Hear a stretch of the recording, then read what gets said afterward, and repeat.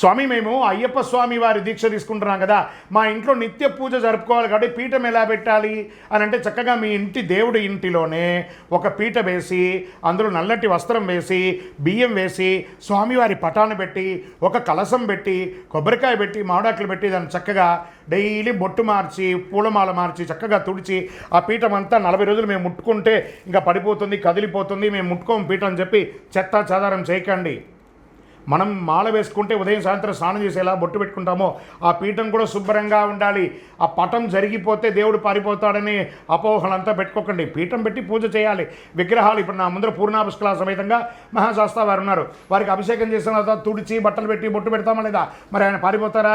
అలాగే మీ పీఠంలో ఉన్న స్వామి కూడా శుభ్రంగా తుడిచి బొట్టు పెట్టి మాల వేసి అలంకారం చేసి ఆ పీఠం అంతా కూడా శుభ్రంగా ఉంచుకోవాలి. మనం భోజనానికి కూర్చుంటే ఆకులో కానీ ఎంత శుభ్రంగా ఉండాలా లేదా?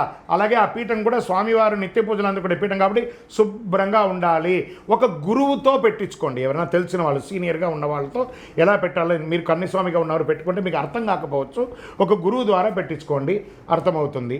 శరణమయ్యప్ప. పీఠం పెట్టడం కాదు, పీఠం పెట్టిన తర్వాత చక్కగా ఆ స్వామితో కనెక్ట్ అయ్యి పూజ అవ్వండి, అనుగ్రహం పొందండి. శరణమయ్యప్ప.